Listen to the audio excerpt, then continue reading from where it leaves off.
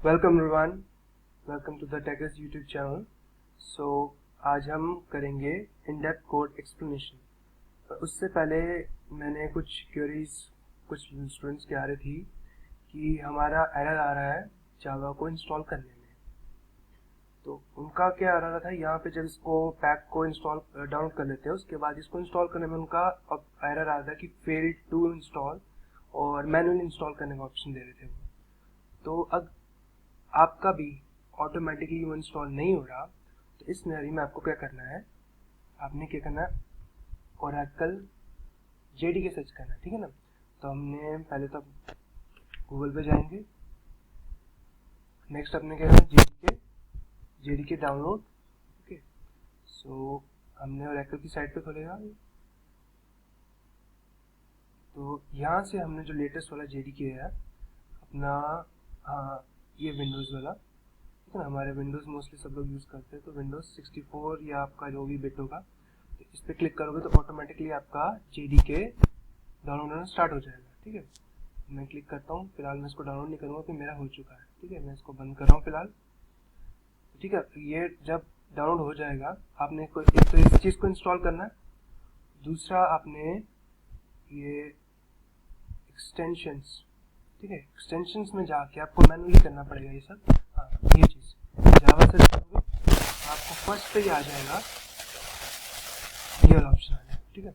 ये extension pack for Java, ठीक है, आपको ये इंस्टॉल करनी है। जब ये दोनों चीज़ें कर लोगे तब आपने इस VS कोड को रिस्टार्ट करोगे तो आपका कोड आपका जावा का चल पड़ेगा, ठीक है। तो ये तो हो गया आपकी प्रॉब्लम सॉल्व। तो नेक्स्ट आते हैं अपने आज के टॉपिक, ठीक है। तो आज का टॉपिक अपना, हमने लास्ट टाइम यहाँ पे कोड छोड़ा था, ठीक है। हमने एक्सप्लेन नहीं किया था कि कोड हो कैसे रहा है, तो आज हम कोड को एक्सप्लेन करेंगे, ठीक है। ये हमारा कोड यहाँ पे होगा आज। तो फिर फर्स्ट अपना लाइन आती है, फर्स्ट लाइन से स्टार्ट करते हैं, क्लास। ठीक, क्लास हमने पढ़ा होगा, उसके कंसेप्ट में सेम वही है। क्लासेस अपना एक ब्लूप्रिंट होता है, टेम्पलेट होता है। तो हमारी ये क्लास होगी जिसका नाम हमने रख दिया डेमो, ठीक है। हमने जैसे बताया था कि जो क्लास के बाद जो नाम होगा ये अपना फाइल का भी नाम सेम ही होगा। जैसे हमने इसको सब सेव कर रहे थे तो हमने लिखा था demo.java, ठीक है। तो फिर इसका नाम अगर मैं कुछ और भी लिखूं, अगर यहाँ पे क्लास की जगह मैंने कुछ और कर दिया, जैसे हमने लिख दिया फर्स्ट प्रोग्राम, ठीक है, फर्स्ट, ठीक है ना। जैसे फर्स्ट मेरा कुछ भी अपना प्रोग्राम का नाम है, ठीक है, प्रोग्राम में अंडरस्कोर लिख दिया, स्पेस में देते हैं हम नाम में। तो ये अपना क्लास का नाम हो गया, ठीक है। अपना क्लास का नाम जो मैंने लिया है वही, जब मैं इसको सेव करूंगा तो सेम नाम से ही हमारा ये सेव होगा, ठीक है। जब मैं इसको सेव करने लूंगा तो लिखा आएगा ये फर्स्ट प्रोग्राम डॉट जावा। तो फर्स्ट प्रोग्राम डॉट जावा करके ही मैं सेव करूंगा इसको। अब मैं कुछ और करके सेव करूंगा तो हमारा ये एरर दे देगा, ठीक है। तो अभी हम इसको बैक कर देते हैं अंडू करके, ओके, ठीक है। तो ये हो गया अपना फर्स्ट, एक क्लास है जो हम बना रहे, कौन सी, अपनी ये डेमो की, ठीक है। जो ये नाम होगा ये हमारा सेम होगा फाइल का। नेक्स्ट लाइन आ जाता है हमारा ये पब्लिक। तो पब्लिक क्या है, ये अपना एक्सेस स्पेसिफायर है, ठीक है। ये हमने तीन टाइप के होते हैं एक्सेस स्पेसिफायर, अपना public, protected and private. Public क्या होता है, हमने पढ़ा था कि अगर में आपने पढ़ा होगा, तो नहीं पढ़ा तो मैं बताना, मैं एक्सप्लेन कर दूंगा डिटेल में।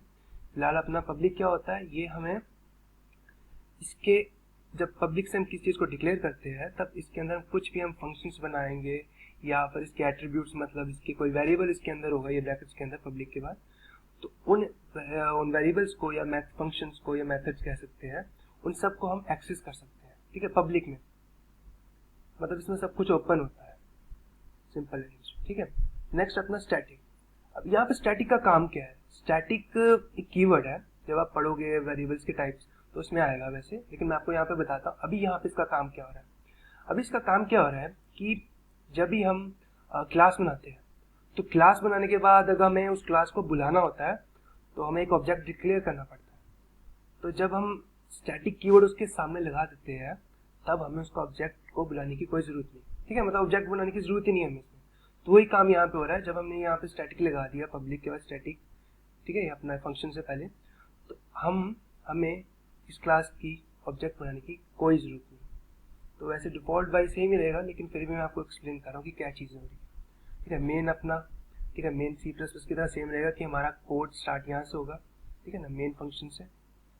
हाँ, तो ये जो थोड़ा सा अलग आ जाता है अपना स्ट्रिंग और आर्ग्यूमेंट्स, ठीक है। ये ARG या ये भी एक्सप्लेन करते हैं। पहले स्ट्रिंग, ठीक है। स्ट्रिंग अपना डाटा टाइप है जो अपना कलेक्शन ऑफ लिटरल्स या फिर कलेक्शन ऑफ कैरेक्टर्स, ठीक है। मतलब अपनी स्ट्रिंग आपको पता ही होगा स्ट्रिंग क्या होती है, ठीक है। ग्रुप ऑफ कैरेक्टर्स, ये जो स्ट्रिंग कहते हैं, ठीक है। एक सिंगल अल्फाबेट हुआ तो कैरेक्टर है, तो ग्रुप ऑफ कैरेक्टर्स हुए तो स्ट्रिंग है। तो ये स्ट्रिंग डाटा टाइप का अपना क्या है, ये एरे बना रहे हैं। एरे कौन सा, एम्प्टी एरे, ठीक है। यहाँ पे देखो एम्प्टी एरे है और इसको हमने नाम दे दिया ARG, ठीक है। ये नाम चेंज करके आप कुछ भी ले सकते हो, पर बाय डिफॉल्ट मतलब कह सकते हैं हम नॉर्मली कन्वेंशन तरीका या फिर मोस्टली हम लोग ARG या ARGS लिखते हैं, क्या ऑलमोस्ट किसी भी जावा के प्रोग्राम में देखो तो नॉर्मली हम यूजुअली प्रोग्राम्स ARG लिखते हैं। तो ये भी आप चाहो तो चेंज कर सकते हो, लेकिन ठीक है आपकी मर्जी है। तो फिलहाल इसका मैंने काम बता दिया कि एम्प्टी स्ट्रिंग बना रहा है, ठीक है। एम्प्टी एरे बना रहा है किसका, स्ट्रिंग का, ठीक है। मतलब और ये काम क्या होता है इसका, इसको बोलते हैं हम एक कमांड लाइन, जब आर्गुमेंट है, ठीक है। कमांड लाइन आर्गुमेंट है, मतलब जब इसको हम कमांड लाइन में चलाते हैं तब ये काफ़ी अपना इंपॉर्टेंट है, ठीक है। जैसे मैं आपको दिखाता हूँ एक चीज़, जैसे हम कमांड लाइन पर तो होता क्या है, जिनको पता हमको ठीक है, नहीं जिनको नहीं पता जैसे, ठीक है, कमांड प्रॉम्प्ट। तो अब ये कोड हमने कमांड प्रॉम्प्ट में चलाना है, तो उस सिनेरियो में ये हमारा स्ट्रिंग आर्गुमेंट काफ़ी काम आता है, ठीक है। तो नेक्स्ट लाइन तो हमने आपको क्लियर कराई थी, सिस्टम डॉट आउट प्रिंटलन। ये क्या करता है, हमें कुछ भी स्क्रीन पे प्रिंट कराने का काम आता है, ठीक। कोई भी स्ट्रिंग या फिर कोई वेरिएबल, ठीक है। वेरिएबल पे हम आगे जाएंगे, फिलहाल आज हम कोड का इंडेक्स एक्सप्लेनेशन ही पढ़ेंगे, कोड चलता कैसे जावा में, ठीक है। जैसे अभी मैं एक तो अपने VS कोड से चल गया, ठीक है। बाई चांस जिनके पास सिर्फ JDK है और उनको चलाना हो यहाँ से, तो वो कैसे चलाएंगे, ठीक है। पहले तो हम देख लेते हैं कहाँ पे अपना कोड पड़ा है। हमारा कोड पड़ा है डेस्कटॉप पे पड़ा है, तो मैं एक ईजी तरीका दिखाता हूँ, ठीक है। ये आपको कंफ्यूज करेगा, इसको मिनिमाइज करता हूँ। हाँ, तो यहाँ पे अपना कोड पड़ा है डेस्कटॉप पे, तो मैं जाऊँगा पहले तो डेस्कटॉप, ठीक है। यहाँ पे अपने फोल्डर पे डेस्कटॉप पे, अगर आप सीधे भी एक्सेस कर सकते तो कोई चक्कर नहीं है, आपको कमांड प्रॉम्प्ट आता है। फिलहाल हमारा डेस्कटॉप पे आ गया। डेस्कटॉप पे आने के बाद देखो, अब जब जावा का कोड चलता है तो पहले क्या करता है, वो उसको बाइट कोड में कन्वर्ट करेगा, ठीक है।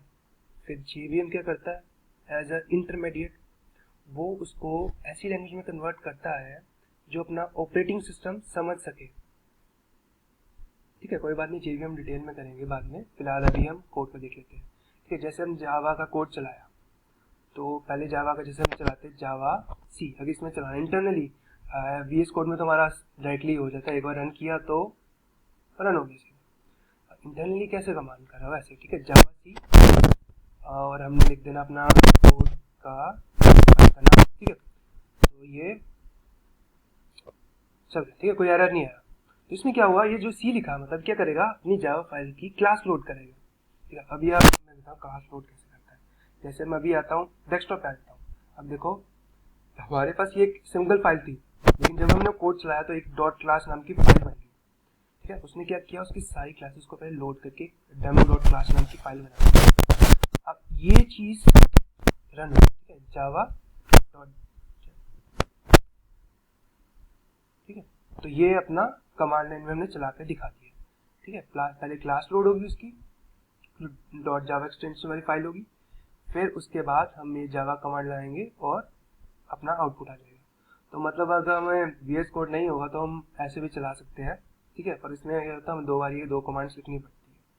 तो VS कोड का काफ़ी ईजी है, आपकी मर्जी, आप ऐसे करना चाहो तो कर सकते हैं। फिलहाल अपना VS कोड से, ठीक है। तो VS कोड में हमें ईजी हो जाता है, और एक तो बटन अपना रन का यहाँ पे भी होता है। कुछ लोगों ने रिस्टार्ट किया होगा तो उनको नहीं दिखा होगा, तो यहाँ पे भी होता है रन, ठीक है। रन का ऑप्शन यहाँ पे भी होता है। तो थैंक यू एवरीवन। ये हाँ, और आपका ये मैं आपका जो जो पढ़ा है एक्सप्लेनेशन मैंने एक PDF में रखा है, ठीक है। PDF में मैंने पूरी एक्सप्लेनेशन दी है कि हर चीज़ का एकदम डिटेल में बताया है। अगर आपको पढ़ना हो और अच्छे से कि क्या मैंने अभी लेक्चर में कहा है, ये मैं डिस्क्रिप्शन में डाल दूंगा। ये PDF का आप लिंक से एक्सेस कर सकते हैं इसको, कि मैंने अभी इस लेसन में क्या एक्सप्लेन किया। तो नेक्स्ट लेसन में हम और टॉपिक पढ़ेंगे, डाटा टाइप्स का कर लेंगे, ठीक है। डाटा टाइप्स और डिटेल में करेंगे, ठीक है, कि कहाँ पे कौन सा डाटा टाइप यूज़ करना चाहिए। नॉर्मल तो सबको पता है इंट वगैरह, ठीक है ना, लेकिन उन सबको कैसे यूज़ करते हैं, कब और कहाँ, वो सब हम उसमें नेक्स्ट लेसन में करेंगे। Okay, thank you, that's for all today.